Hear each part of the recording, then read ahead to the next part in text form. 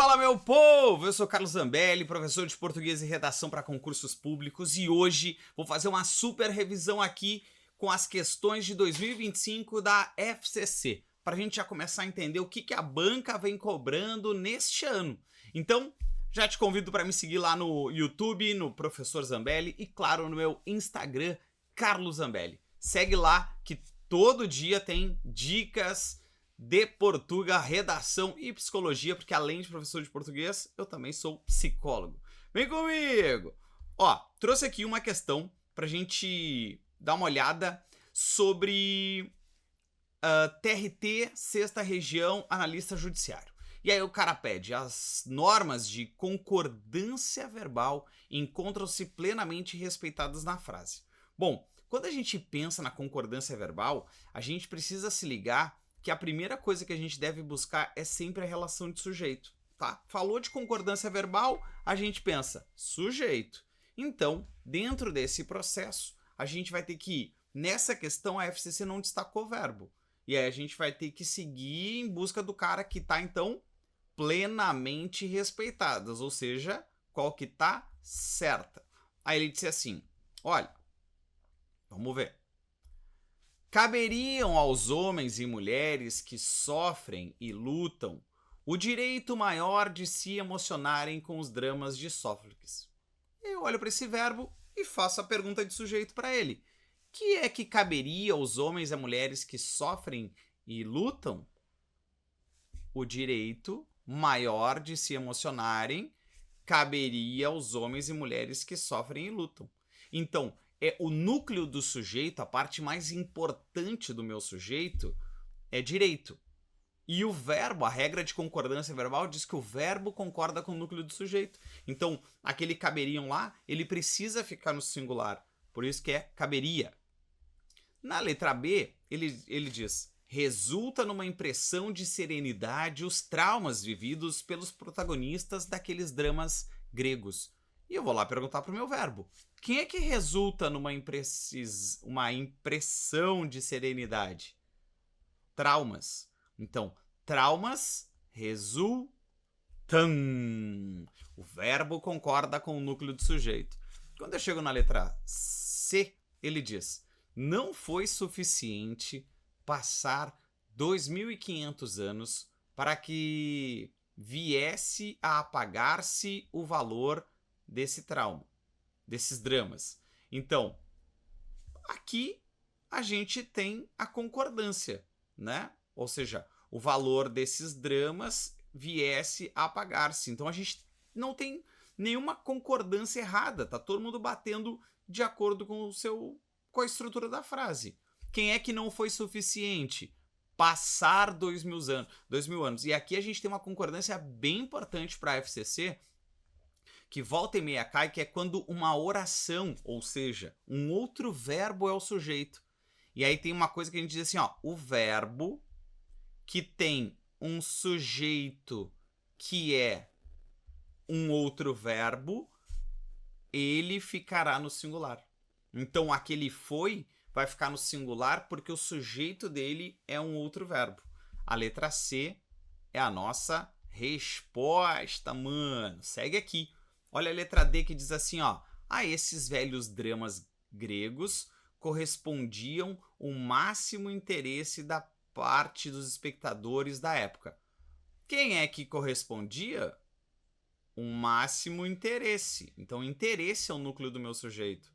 Logo, eu vou dizer que interesse, o máximo interesse da parte dos espectadores da época correspondia a esses velhos dramas gregos. Então a frase está invertida. Não, tudo bem. Tu busca o sujeito do verbo, o núcleo do sujeito é singular, o verbo tem que estar no singular. E na letra E, disse: o que restaram de tantos dramas gregos da época clássica foram um temerário. Então, o que restou, né? Porque a gente está falando do o que. O que restou de tantos dramas gregos da época clássica foi um temerário tananã, tananã. Então, a gente vai ter o verbo concordando com esse o que. Porque aquilo que. Então, o verbo fica no singular. A letra C é a nossa resposta.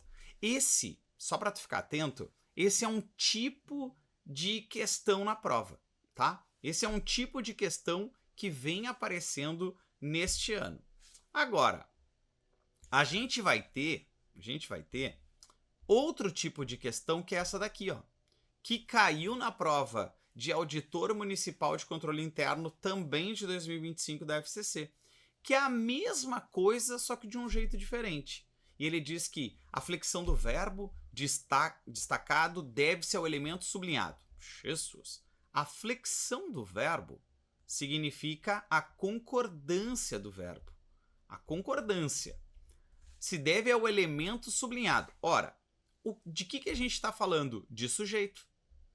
Mais uma vez, uma questão sobre sujeito, sobre concordância verbal, e isso tem a ver com o jeito que a FCC cobra. Então, te liga, ó, essa questão vai buscar o núcleo do sujeito. O que essa questão aqui vai fazer? Também vai buscar o núcleo do sujeito.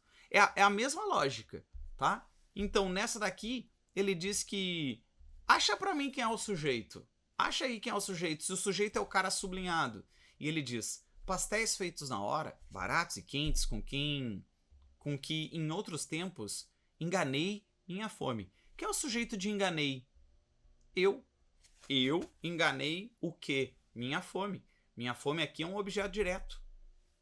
Na letra B, ele disse, a ideia de entrar em um restaurante, jantar sozinho, me deixa frio. Quem é que me deixa frio? A ideia. Letra B é a nossa resposta. Quem é que me deixa frio? A ideia. Se beber sozinho seria mais triste do que tudo. Quem é que seria mais triste? Beber sozinho. Beber sozinho seria. Esse cara é o sujeito. Depois, na calçada ficou o fantasma solitário. Quem é que ficou? O fantasma solitário. Esse cara é o sujeito.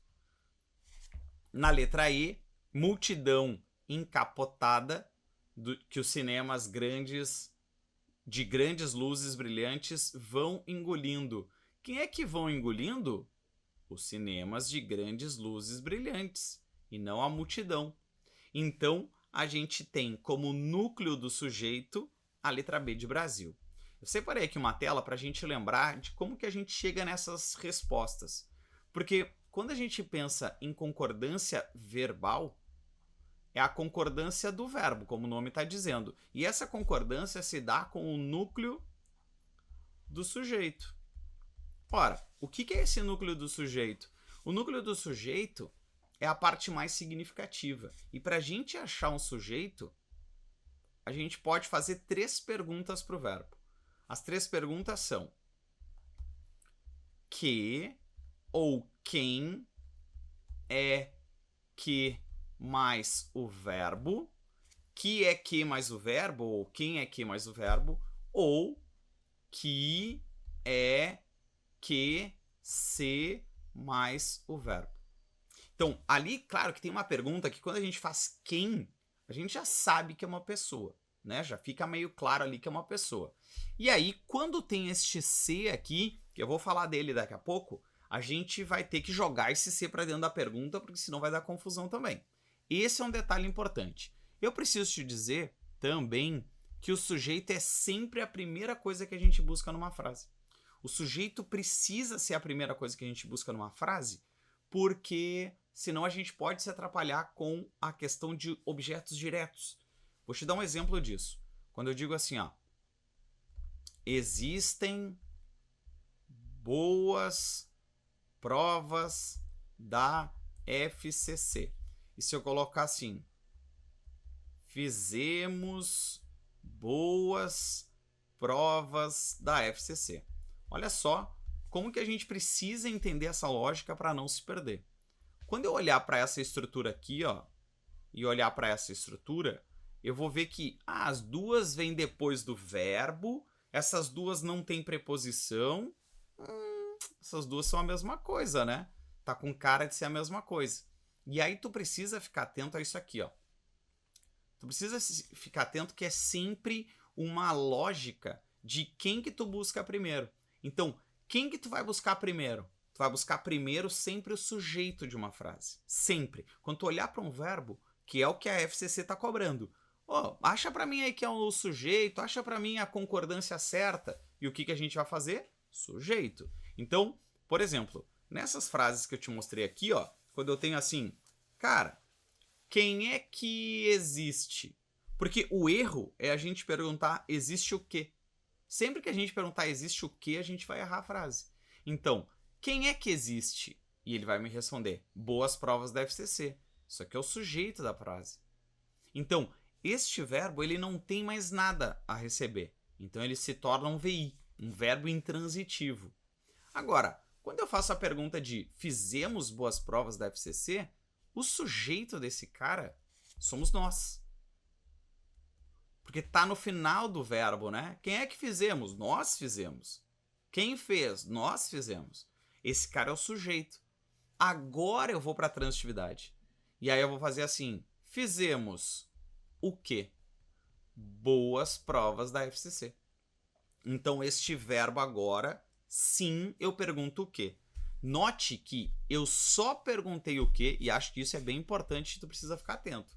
Eu só perguntei o quê depois de ter o sujeito. Porque a pergunta do quê é a segunda coisa que a gente vai fazer na frase, ou outra pergunta que tem a ver com transitividade. O que é a transitividade? É perguntar se o verbo é um verbo que não pede complemento, o verbo que pede sem preposição, o verbo que pede com preposição, o verbo de ligação, o verbo transitivo direto e indireto. Aí é a transitividade. Então, primeiro tu cata o sujeito, para só depois pensar se o verbo pede ou não complemento, certo? E cada vez que eu achar o sujeito, eu estou falando de concordância verbal. Beleza, vamos para mais uma questão aqui. Essa daqui é muito legal. Essa é clássica da nossa banca. A gente encontra... Essa questão caiu na FCC em 2025 para auditor municipal de controle interno. E aí olha o que os caras cobraram nessa questão aqui. Eles te dão a palavra sublinhada e pedem para a gente trocar por pronome. Essa questão tem a ver com a transitividade do verbo. Por quê? Porque quando eu tenho um VTD, ele me pede um objeto direto, certo? Um verbo transitivo direto é aquele que tem objeto direto. Um verbo transitivo indireto é aquele que tem objeto indireto. Top. Acontece que estes caras, ao receberem pronomes, na terceira pessoa, o que é a terceira pessoa? A terceira pessoa é o ele ou você, tá? Na terceira pessoa, estes caras se organizam assim. Olha, os objetos diretos vão depender de uma estrutura de frase, que é assim. Se o verbo terminar com qualquer terminação, eu vou colocar o, a ou seus plurais.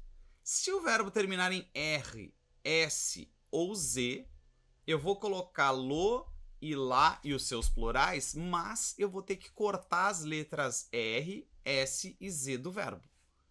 Se o verbo terminar em M, ão ou oin, que para não esquecer, são as formas nasais, eu vou transformar o objeto direto em no, na ou seus plurais. Então, para a gente nunca esquecer, tá? Por exemplo, assim. É muita coisa para decorar, né, Zambelli? É muita coisa para decorar, mas a gente vai lembrar assim, ó. O estado que eu tô gravando essa aula. Rio Grande do Sul. Nome do professor de português que tu vai mandar um chocolate maravilhoso quando tu passar nessa prova. Zambelli. Rio Grande do Sul e Zambelli. Quando os verbos terminarem em Rio Grande do Sul e Zambelli, tu vai cortar a letra e vai colocar lo lá. Se os verbos terminarem em M, ão, oin, que a gente vai fazer uma homenagem ao rei da televisão brasileira, Silvio Santos, que era exatamente o que ele dizia, né? Maoi, maoi. Aí a gente vai colocar no e na, tá? Esse é um esquema para o objeto direto. Já o nosso objeto indireto, não desiste, fica aqui comigo. O nosso objeto indireto, ele vai utilizar o lhe. Então, quando a gente estava no colégio, que a gente fazia aquelas provas que tinha que botar o ou lê, a gente ficava fazendo de ouvido, né? O é mais bonitinho, lê é mais bonitinho. Não tem isso. A lógica é essa. Tem uma regra para isso. O que eu vou te falar vai ter a ver também com outro assunto. Eu já vou resolver a questão. Deixa eu só aproveitar aqui. Que é uma coisa chamada de colocação pronominal. Isso sim. O que é isso, velho? Já ouviu falar daquela coisa de próclise, mesóclise? É isso aqui. A próclise, que é o que puxa o pronome para frente do verbo, o pronome antes do verbo, ela vai acontecer quando alguém puxar. De maneira geral e resumida, e quase injusta de eu fazer isso, existem 3 classes de palavras que vão puxar, que são os pronomes, as conjunções e os advérbios. O grande destaque disso aqui é a palavra que. O grande destaque é a palavra que. Porque a palavra que, ela pode ser um pronome ou uma conjunção. Então é quase que se eu te dissesse assim, a palavra que sempre vai puxar o pronome. Tá, essa é uma dica boa. A segunda coisa é, se tu não conseguir colocar o pronome antes, porque o pronome, a conjunção ou o advérbio não existem, tu vai tentar a segunda coisa. E essa segunda coisa é a coitada da mesóclise. A mesóclise é colocar o pronome no meio do verbo. E aí, para a gente colocar esse pronome no meio do verbo, ele precisa ter um verbo no futuro. Esse futuro, ele pode ser do presente ou do pretérito. Tá? Um futuro do presente ou um futuro do pretérito. É isso que a gente estabelece com uma relação de mesóclise.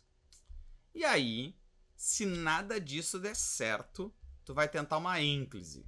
Ou melhor, só vai ter a ínclise, que é o pronome depois do verbo, que é o clássico que a gente está acostumado a saber que é no início de frase. Início de frase. Não se começa uma frase pelo pronome oblíquo, apesar de todo mundo só começar uma frase pelo pronome oblíquo, né, mano? Me liga, me empresta, tubarão, vírgula, te amo, né? Tudo só começa pelo pronome. Mas a prova não aceita isso. Então, vamos dar uma ideia disso. Beleza? Beleza, vamos lá então. O que a gente vai ter aqui? A gente vai ter assim, ó. A gente vai ter, dentro dessa lógica, a nossa questão de 2025 da FCC. E ele vai colocar assim. Primeiro, constroem as ruas. Ora, constroem o quê? Esse verbo é um VTD. Se esse cara é um VTD, o que nós temos aqui é um objeto direto. Então, tá vendo que tem uma vírgula ali, ó? Deixa eu dar um zoom aqui pra gente ajudar a galera a 40 mais. Tá vendo que tem uma vírgula ali? Essa vírgula não atrai o pronome. Então, a gente vai ter a letra A, a letra B eliminadas. Por quê? Porque eu não posso começar a frase pelo pronome. É a regra máxima da colocação pronominal. Então, fora. Aí, eu vou ter que deixar o pronome lá, porque o meu verbo não está no futuro. Só que esse verbo termina em M. E M é exatamente a regra do Silvio Santos. Maoê, maoê. Então, o que acontece com esse cara? Eu não posso ter constroem as. Esse aqui está fora também. Porque o meu verbo precisa ser adaptado. Que é exatamente, ó, a regra do Silvio Santos. O verbo terminou em M, eu vou ter que adaptar para na, que é o que está acontecendo ali nas alternativas. Beleza. Agora olha a outra. Da mesma maneira que a arquitetura molda. Molda o quê? Se eu perguntei o quê, é porque este verbo é um VTD. E o espaço é um objeto direto. Top. Só que eu não tenho nada lá na frente para puxar o pronome. Eu não tenho nada para botar o pronome lá para frente, que aí tem a ver com colocação pronominal. Eu não tenho na frente de molda uma conjunção, um pronome, um advérbio. Então esse pronome tem que ficar depois do verbo. Só que quando eu cheguei lá no fim do verbo, era A. A não é Rio Grande do Sul, Zambelli, Silvio Santos. É essa relação aqui, então. Então tem que ser molda o. Tá fora essa daqui. E para confirmar, a última, olha o que acontece. Além das árvores e outros elementos que compõem o quê? Então este verbo é um VTD. O conjunto urbano é um objeto direto. Só que agora o meu verbo tem na frente dele a palavra que pode ser um pronome, pode ser uma conjunção. A palavra que sempre puxa. Então, que o compõe, porque a palavra que está na frente. A letra D de desespero é a nossa resposta. Essa questão, desde que o mundo é mundo e a FCC está no planeta, cai na banca. Essa questão é muito clássica, tá? Da gente ter que ir trocando os pronomes adequados e ter que encaixar esses caras de acordo com a colocação pronominal. De maneira geral, as duas primeiras representam muito bem o que a banca quer, só trocar o pronome. Mas a terceira frase exige que a gente tenha uma noção de colocação pronominal. Essa colocação pronominal é isso aqui: próclise, mesóclise e ênclise. Tu tem que ter essa noção para conseguir aplicar essa relação de pronomes aqui, tá? Mas, mais do que nunca, esse esquema aqui, ó, vai te salvar na prova. Qualquer terminação o A, Rio Grande do Sul e Zambelli, Lolá, corta as letras. E aí eu vou te dar um exemplo, né? Quando a gente tem assim, ó, fiz o tema. Quem é o sujeito? Eu. Sujeito, eu. Fiz o quê? O tema. Isso é um objeto direto, certo? Então eu não posso dizer fiz-lhe, porque o lhe é um objeto indireto. Então, terminou em Z. Z é Zambelli. Então é filo. Que é uma coisa horrorosa, né? Imagina tu chegar na aula e dizer: alguém fez o tema? Filo, professora. Olha. Gênio, né? Mas, ou, chato. Porque ninguém fala isso. Mas, de acordo com a gramática tradicional, esse lo representa um objeto direto, adaptado a um verbo que terminava em Z. E a gente tem filo. Muito legal, hein? Vamos para a próxima questão, então. Bom, nessa questão de 25 também, a gente tem Prefeitura de São Paulo, Auditora Municipal de Controle Interno. E aí eles colocaram essa questão, ela vai ter muitas camadas para a gente pensar. E eu queria te mostrar, antes da gente se atirar nela, eu quero te mostrar a parte teórica que tem. Isso aqui vai cair lá na parte das orações. Essas orações, elas são organizadas de duas formas. A gente tem nas orações o que a gente chama de orações coordenadas,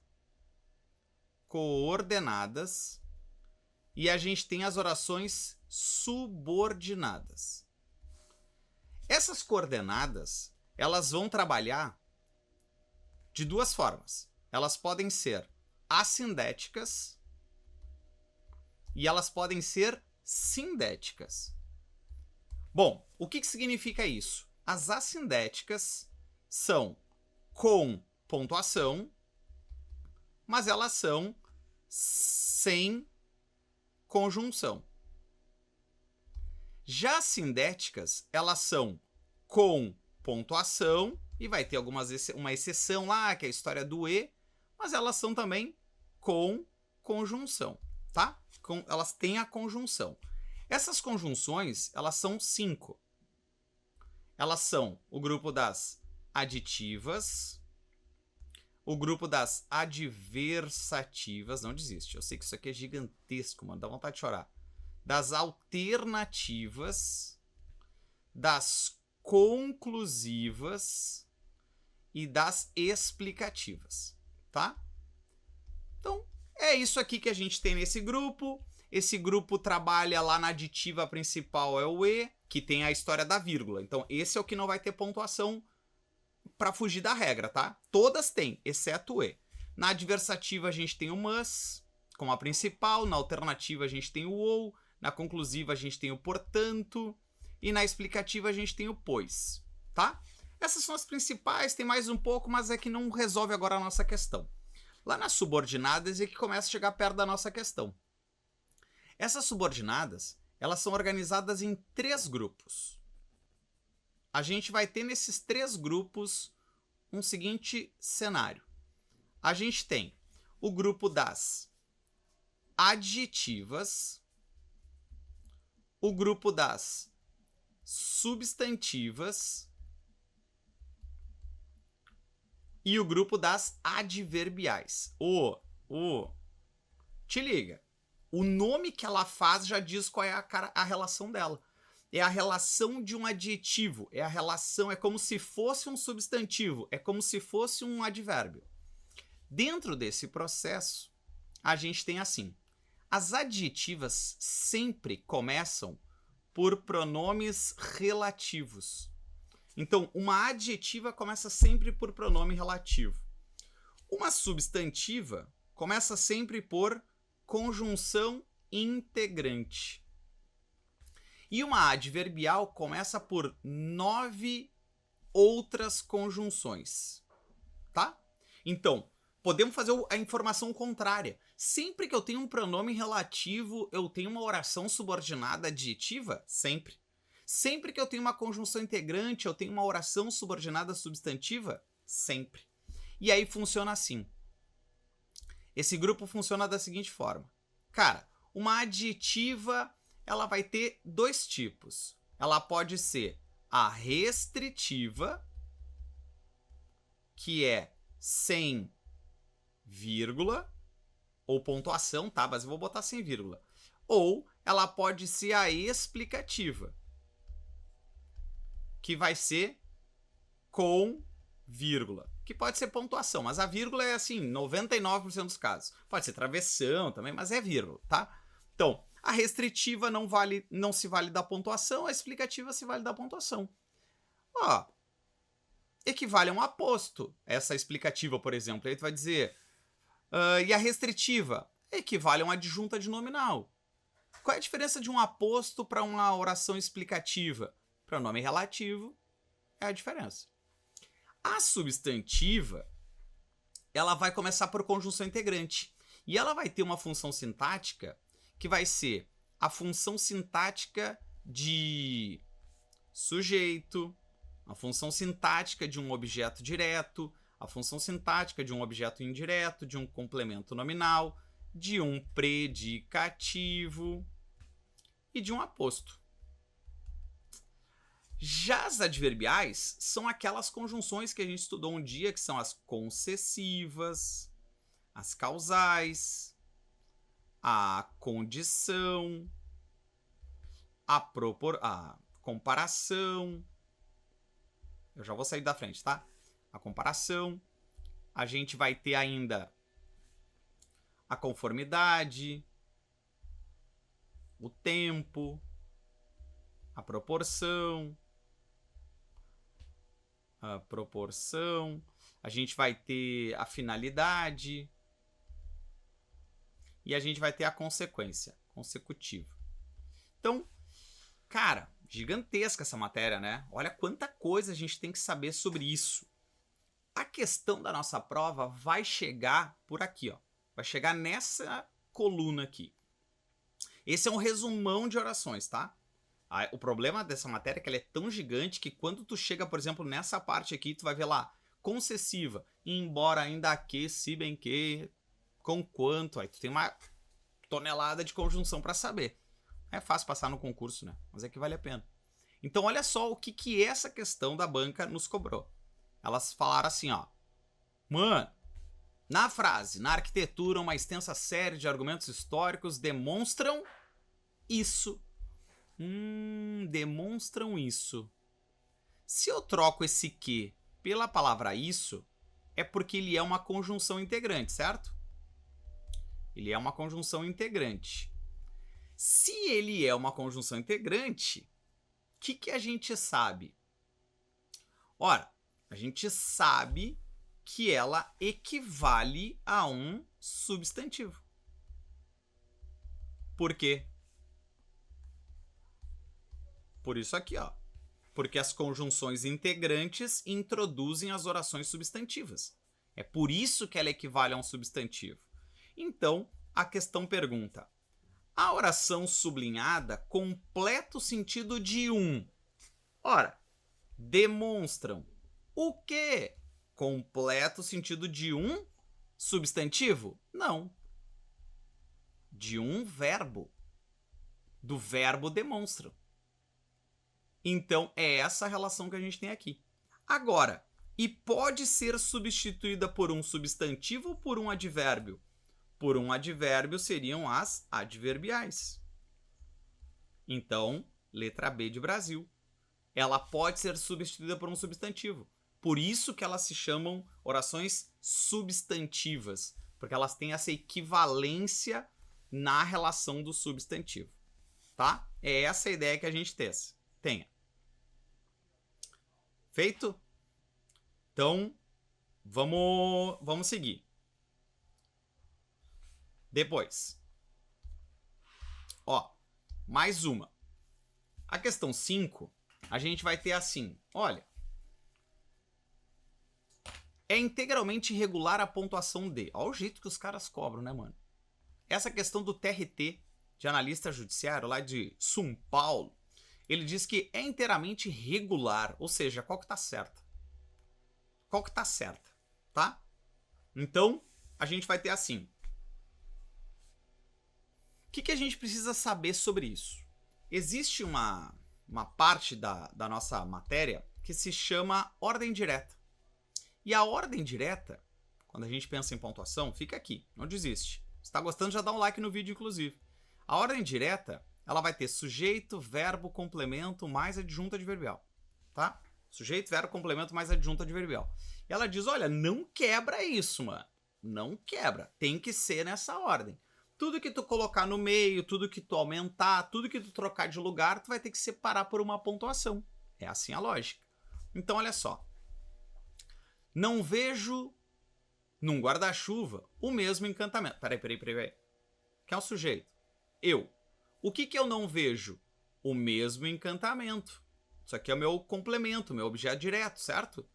Então, esse num guarda-chuva é um adjunto adverbial de lugar. Que eu não vejo nele. É o lugar. Então, faltou uma vírgula aqui para a gente separar um adjunto adverbial. E aí, o mesmo encantamento, e aí ele te explica que ele dedicou o cronista, ó. Pronome relativo. Lembra que o pronome relativo, ele tem a lógica aqui das adjetivas, ó. Com vírgula é uma explicativa. Ah, tá bem. Tá certo. Então, o nosso rolo tá num guarda-chuva. Essa estrutura precisa da pontuação.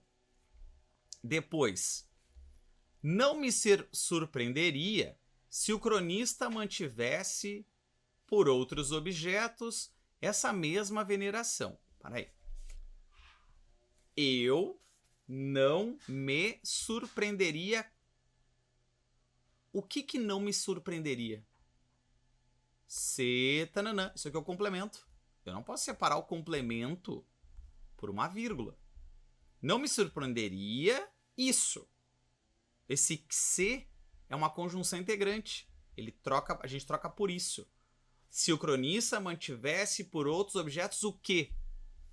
Essa mesma veneração. Então, nessa letra B, ele separou os dois objetos diretos. O objeto direto do surpreenderia e do mantivesse. Tá errado. Na letra C, ele disse: não apenas honradez, mas também humildade. Atribui o cronista ao guarda... Meu Deus do céu. Olha, separou toda a estrutura, né? Quem é que atribui? O cronista. O cronista atribui o quê? Não apenas honradez, mas também humildade. A quem? Ao guarda-chuva que lhe comprara. Então, ele separou as estruturas de complemento do verbo. Não se separa o complemento do verbo. Na letra D, ele diz: pouca gente se dispõe a quê? A cultivar. Só que tu tem um de fato. Esse de fato, é o que a gente chama de expressão intercalada. Tu tem duas opções para ele. Ou tu isola ele por pontuação, ou tu isola esse cara por pontuação, ou tu tira a pontuação. De maneira geral, a gramática manda isolar o cara. Então, o que tu não pode fazer é o que a banca fez, que é deixar apenas uma vírgula ali, tá? Uma vírgula ali nós temos um problema. E na letra E, a adjunta adverbial, ó, nos guarda-chuvas, o quê? Uma variedade mínima de aspectos, os quais em nada afeta a essência. E aqui a gente tem um pronome relativo, ou seja, uma oração adjetiva, né? Oração subordinada adjetiva explicativa. Aqui tá certo. Aqui é uma oração subordinada explicativa e lá adjetiva explicativa e lá nos guarda-chuvas é uma adjunta adverbial deslocada. Tá certa a letra E de esperança. Certo? A ordem direta é uma das regras que a gente precisa manter. E a regra diz sempre assim, ó. Nunca separe o sujeito do verbo, o verbo do complemento, o complemento da adjunta adverbial. Beleza? E aí, trouxe mais uma aqui pra gente dar uma olhada, que é sobre a palavra em destaque dos trechos, que é a palavra se. Por quê? Porque essa palavra se, ela pode ser muitas coisas na vida. Ela pode ser um pronome ou uma partícula apassivadora. Ele pode ser um índice de indeterminação do sujeito. Ele pode ser ainda uma conjunção integrante. Ele pode ser uma conjunção condicional. Ele pode ser ainda um pronome reflexivo. Cara, este se é uma desgraça na gramática, fora umas outras toneladas de coisas, essas que são as principais. Então, quando é que ele vai ser um pronome apassivador ou uma partícula apassivadora? Quando ele trabalhar com os verbos que podem ser apassivados, que é o VTD e o VTDI. Quando é que ele é o índice de indeterminação do sujeito? Quando ele trabalha com os verbos que não podem ser apassivados. Quando é que ele vai ser uma conjunção integrante? Quando ele for igual a isso, que é uma manha que a gente faz para definir se o que ou o se são conjunções integrantes. Quando é que ele vai ser uma conjunção condicional? Quando ele for igual a caso, que também é uma conjunção condicional. Quando é que ele vai ser um pronome reflexivo? Quando ele indicar que o sujeito faz e sofre a ação do verbo. Não é pouca coisa. Essas duas aqui, ó, pronome apassivador e índice de determinação do sujeito, elas se destacam pela relação de concordância verbal, tá? Porque no pronome apassivador o verbo concorda. No índice de determinação do sujeito o verbo não concorda. Então olha só, o que tem nessa questão? Um pouco disso tudo. E ele vai me dizer assim: analise as afirmações a respeito do uso da palavra se em destaque nos trechos abaixo.